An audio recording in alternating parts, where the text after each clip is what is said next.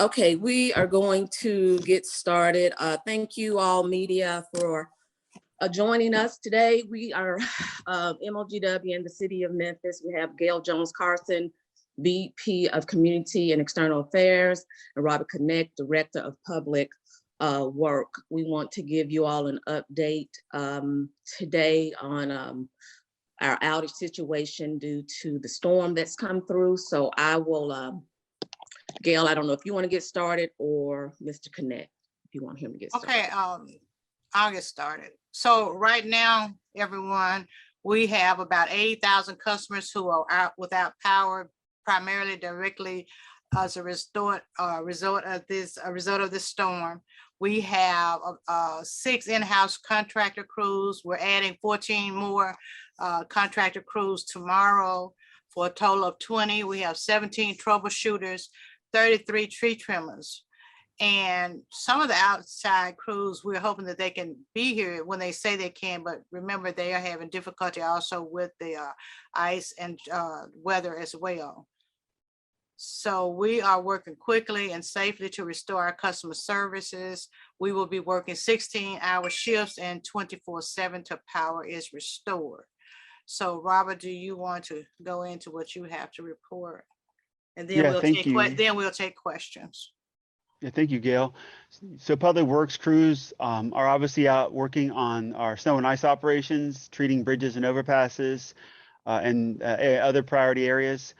Predominantly so far, most of what we're seeing has happened in the northern part of the city in terms of sleet accumulation, and by that I mean anything kind of predominantly north of the I-40 loop, on the northern I-40 loop. That area seems to be the area that we've had the most issues with regards to icing happening, sleet accumulation. The other issue we're facing is down trees, as Gail and MLGW just alluded to. We have almost 110 calls for down trees in the public right-of-way as of now.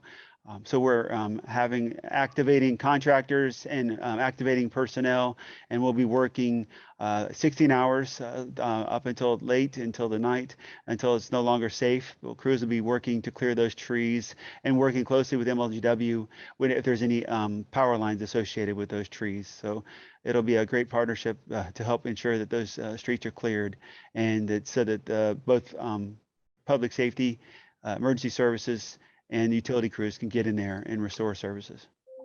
And to piggyback on what Robert just stated, anytime anyone sees any down power lines, they need to stay away from those power lines, and they need to call our emergency number.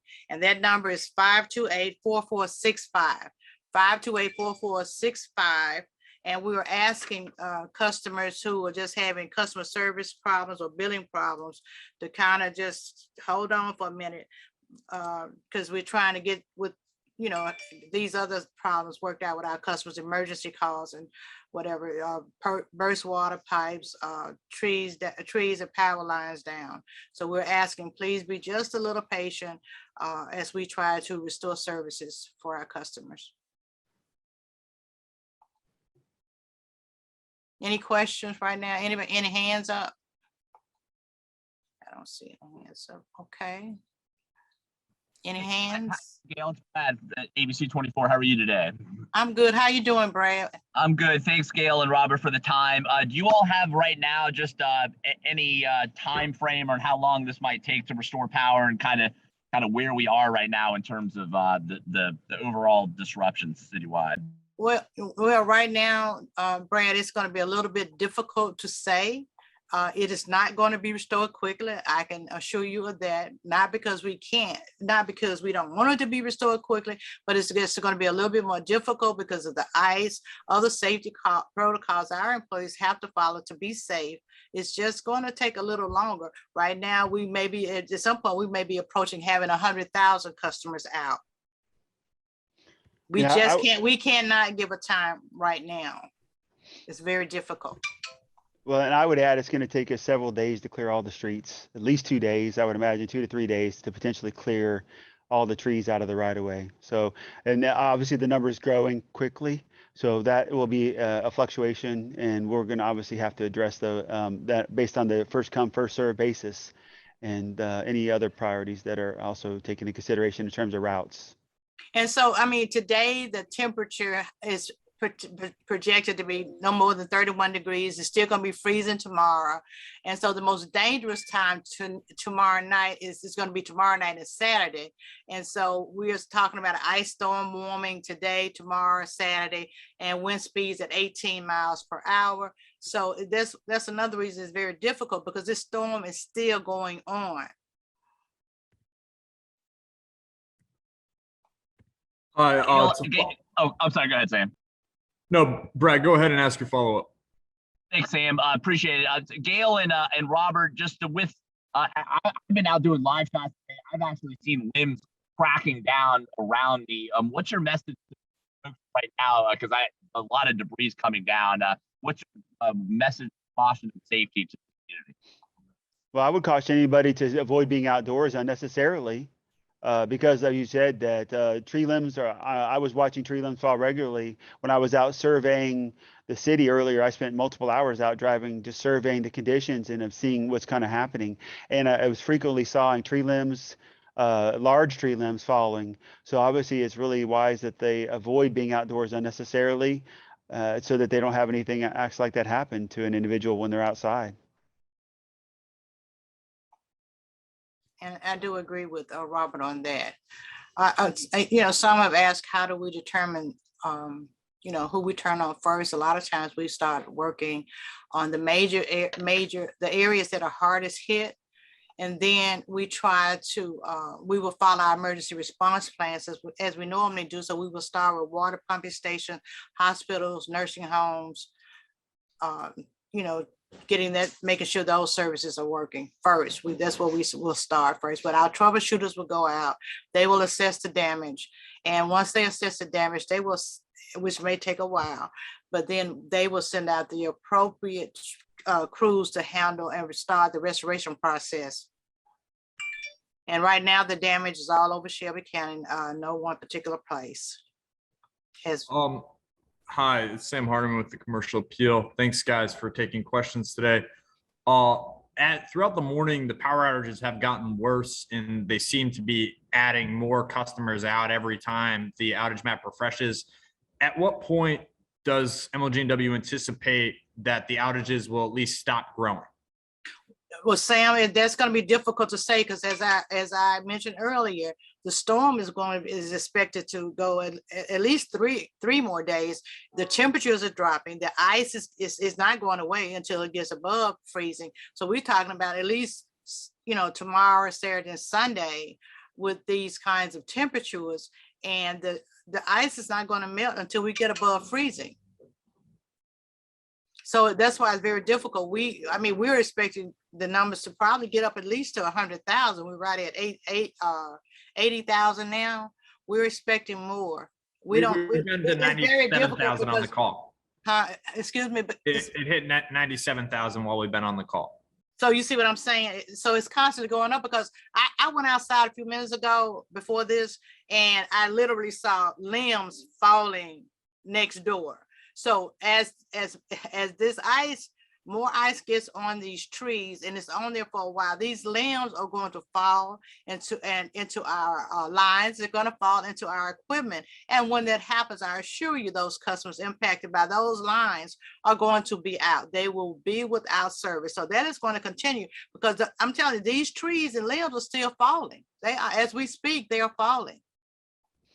Our lines can handle about a quarter of an inch of ice, but that's not the major problem. The major problem will be the trees and the limbs as they fall into our lines and our equipment. And to follow up on something you said earlier, how many personnel, both contractor and otherwise, does the city have on the streets, and does MLG&W have on the streets? Well, Robert, you want to go, and then I'll tell them the numbers again for gas and water. Well, our numbers have been growing because we've been adding staff, because we're trying to get as many personnel involved as necessary. I know we have 16 salt trucks out. and tree crews that we have, it's dozens and dozens of tree crews out right now. And I'm trying to add to that, both with contractors and, with additional city crews, we're trying to increase that complement and going into other divisions. So I'm actually working with other city divisions to try to make sure we have other staff available. So it's going to be a moving number for multiple days. Like as Gail said, the wind is projected to stay there up until the 10 to 15 mile range through Friday. And with the ice holding on those tree limbs as well, that's going to potentially create more down trees. It's just because they're going to continue to be weakened in fall. So I foresee us be dealing with down trees through the weekend, at least to the weekend. Well, and in addition to that, I do want to talk about, Robert talked about them having tree trimming crews. We're going to have 33 tree trimmers. So in addition to them, like Gas and Water has tree trimmers also. But another thing we have to take into consideration as these trees and limbs get ice on them and they fall, once the temperatures get warm, and if the ground is saturated, some of those trees are going to come up from the roots. So they will still be falling even after the temperature increases. But back to the numbers that you asked about, Sam, we have 19 overhead crews. We have 6 in-house contracted crews, and we will be adding another 14 tomorrow by 7 a.m., which will bring us to a total of 7. And we're saying, I'm hoping that they can get here based on the weather, but that's what we're expecting by 7 a.m. tomorrow to have a total of 20 outside crews. And then we have 17 troubleshooters, 33 tree trimmers crew. So that's where we are with the numbers. And I want to say the numbers that I am providing, they are fluid because it's going to depend. They're going to go up. They may stay stable. It just depends on how we can get these people in here.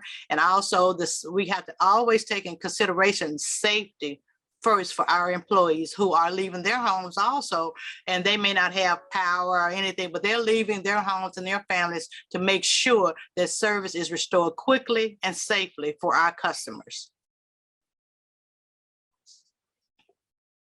I would echo that comment about employee safety and having to work in a difficult environment and trying to do it as she just indicated. So I would echo that same sentiment. Thank you. Any more questions? We want to answer whatever you got. We're gonna stay here till we've answered everything. Gail, to follow up on Sam's great questions, and you all were mentioning being realistic. It's going to likely potentially last through the weekend for some folks. I guess just what's your message? I guess of patience, perseverance to folks probably who might be out of power. Well, I know sometimes customers may not want to hear this, but we beg and we please that they be patient with us, that they know and trust that we are working around the clock to get their services restored quickly and safely. We are trying to get everybody on, and we're doing all that we can to do that. So just be a little patient. If some people, if they don't have power and they have nowhere to go, the city always have warming centers open so they can go to those shelters and be warm. So they don't have to stay in their homes without power, because like right now, we don't know how long they're going to be without power. If they don't have anywhere else to go, please consider the shelters that the city opens, the warming centers. And also our call center is going to be open. We don't even have hours yet. We don't have hours because they are just going to be working. They're going to be available for our customers. And if you can't get in, please keep calling till you get in. Also, the message I want to give to our customers: do not assume that we know that their power is out. They must call and get the address and information in our system, and then they will be able to get updated information on the outage. One of the things that we're pushing that is very, very important and very helpful for our customers is that they download our app and they use My Account, and they can sign up for text alerts. And those text alerts, they will get up-to-date information on outages that impact them. So those are some other ways that they can get information quickly about their outages. And that's download the app, sign up for My Account, and sign up for the text messages. And I promise you, you'll get information on your outage. Gail, at this point, is Brad again, to follow up, do you at this point anticipate bringing in even more crews from the outside, or is that kind of a wait and see approach depending on the severity of the outage? We have assessed the situation, Brad, and we're gonna be bringing in as many outside crews as we can. But you have to realize, everybody who's going through what we're going through, they're using crews too. So we all are pulling on outside crews. So we're gonna get in as many as we can to get this situation behind us quickly and safely.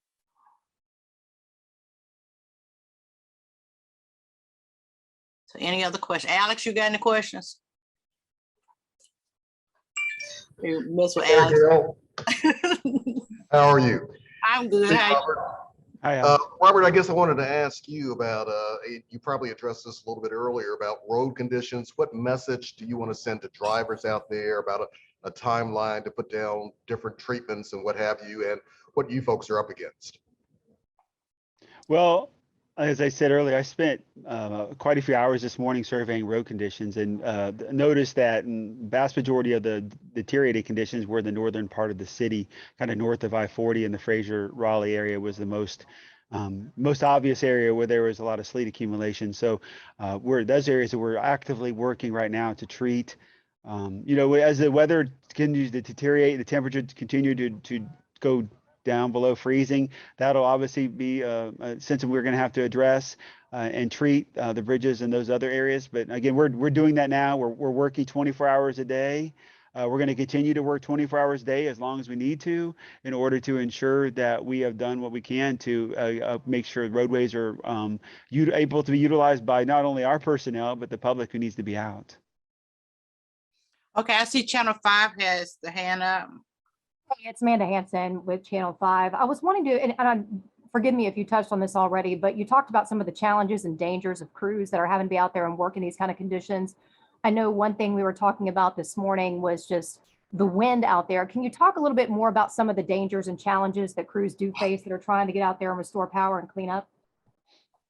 Well, I'm gonna go first, Gail. And so our crews are out working in the right of way. They're working in these areas where there's deteriorated conditions. So obviously there's still vehicles driving, and with deteriorated conditions, vehicles can lose control.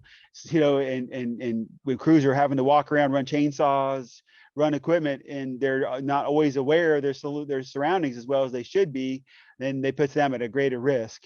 Because not only is the road condition poor, but they're having to also do something dangerous, operate equipment that can be somewhat hazardous as well. So we want to obviously ensure that they don't have those kind of conditions within a vehicle interaction, hurting somebody or even coming close to somebody.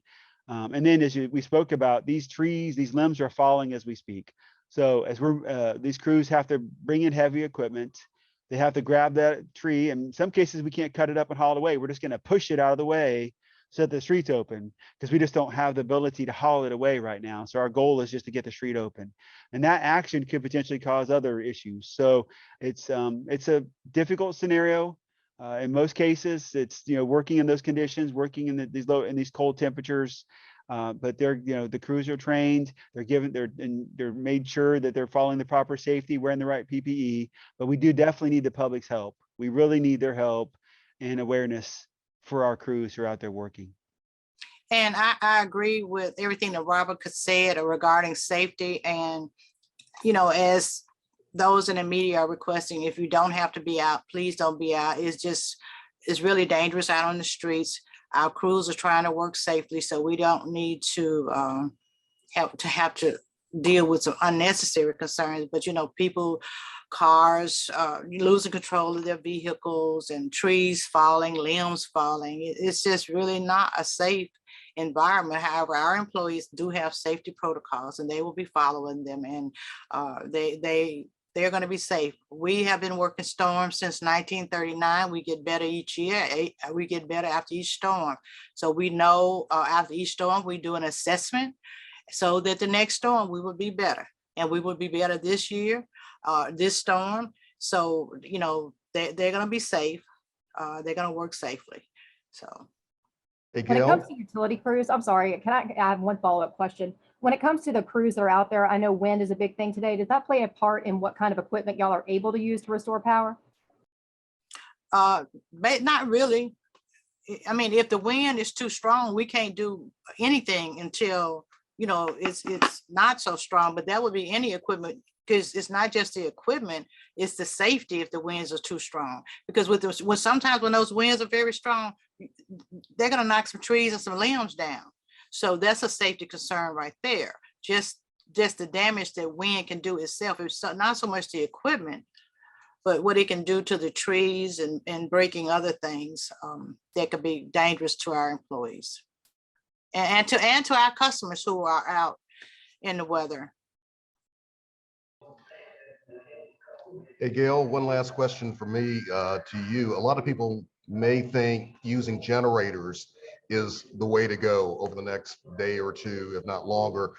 Any recommendations there, any concerns there that you want to share with the public? Generators are very good to have. They are very, very good to have when your power is out. However, they need to use them safely. They should not use them in garages or enclosed environments because of the fumes. So they have to use them safely. They are great when you don't have power, but they must be very careful with how they use them. No usage in enclosed environments. Do not use them in garages.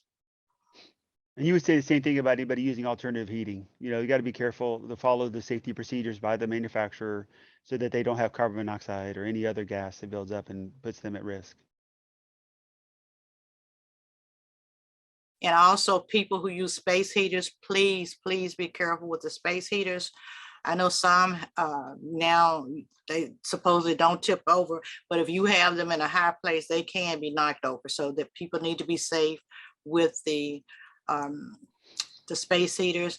Some people heat their homes with ovens. I know we grew up doing that when I was a kid, but that's not safe either.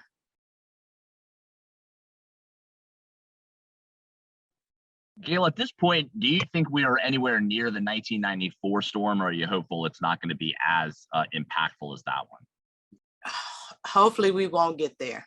That's all I can do, because hopefully we won't get there. But we're gonna work. If we do, we're gonna work it. We learned a lot from that time. We've had a lot of storms since that time. We've gotten better. We've got newer equipment, upgraded technology. So we'll work it, but I'm praying, Brad, that we don't get there.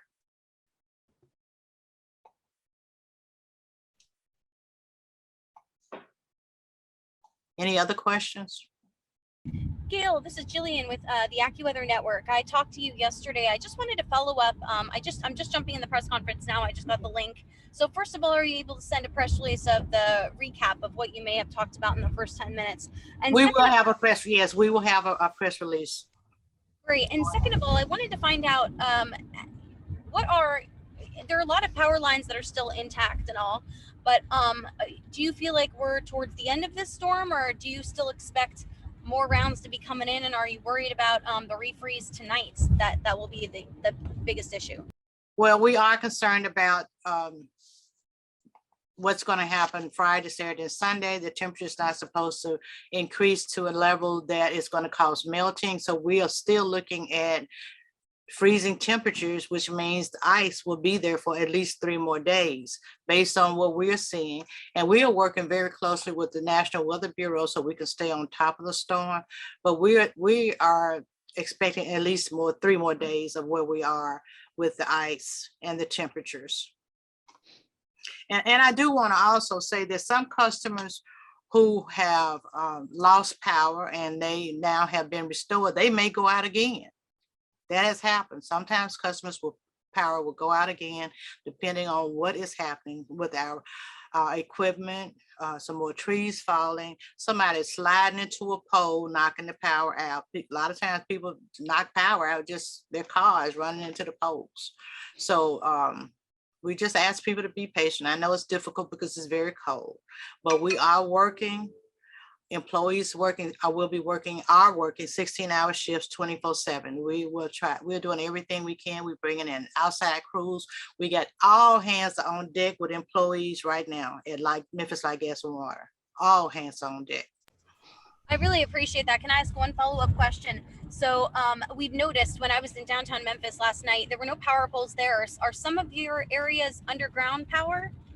We have about 40% of our customers underground. What's that percentage? Say that one more time. I lost you.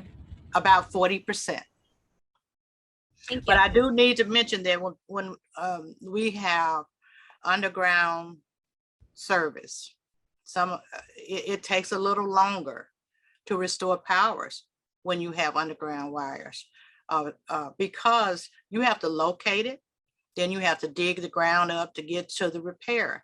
So it takes a little longer. It's aesthetically better, but it takes a little longer sometimes to find those outages and repair them.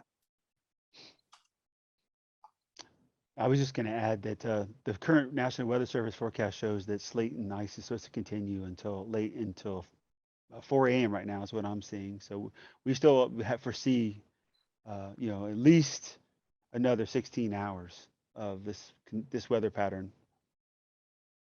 And if the temperature doesn't increase, that means the ice will stay there on the ground. And it also means with the precipitation Robert just quoted, that's more trees, more ice on trees and limbs, more falling into our lines and falling into our equipment. So we will have more outages. Right now, we're already almost 100,000. Believe me, those numbers will continue as with that precipitation continues.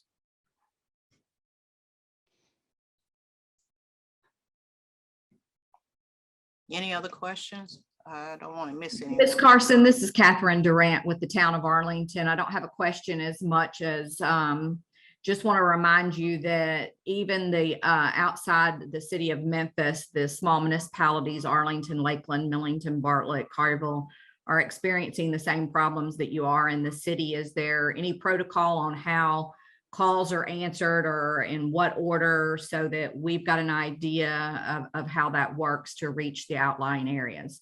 Well, Catherine, Memphis Light, Gas and Water services all of Memphis and Shelby County. Shelby, the other towns, Arlington, Bartlett, Collierville, Germantown, Lakeland, and Millington, they are our customers. And we generally work the hardest hit areas first. That is after the troubleshooters go out and do the assessment of the damage. We don't distinguish, we don't give Memphis priority over restoration, nor do we give the outlying areas priority. We do have a protocol in which we began work on restoration, and generally it's the hardest hit areas that we provide the most service initially, but that doesn't mean we're not working other outages. It's just that we're trying to get the most customers back on as possible, as quickly as possible, as safely as possible. So we don't distinguish about location because we service all of Shelby County. Even though, we are a city entity or a chapter in the city charter, our service area is all of Shelby County. We have 438,000 customers. Did I answer your question, Catherine? I hope I did. Yes, ma'am. Thank you. Okay. Hey, it's Amanda Hanson again with WMC. I just wanted to ask, with this coming in as freezing rain, did that make things even more of a challenge in terms of like all of these outages happening that it came in as freezing rain and not sleet? Well, the freezing rain is a problem because, as it hits our lines, it's major. The freezing rain that turns to ice. It falls on the trees and the limbs, and that falls on our lines and our equipment, and that's where we have the outages. That's more of a problem than, like I said, our lines can handle about a 1/4 inch of ice, but the major problem is the ice on the trees and the limbs that fall onto our lines and cause them to break. And also it's falling into some of our equipment, substations. Trees are falling on folks' homes and cars and everywhere. And we have a lot of trees in Memphis and Shelby County, beautiful trees, but when we have storms, whether it's wind, rain, ice, we have a problem with the trees and the limbs falling into our equipment. Thank you so much. Okay. Any other questions? Okay, let me see. I'm looking in the gallery. I don't see any raised hands. Okay, if you all don't have any more questions, we are going to end this right now. So going once, going twice. All righty. See you all later. Thanks for the update, y'all. Okay, have a great Thanks, day. everybody. Appreciate it. Stay safe, everybody.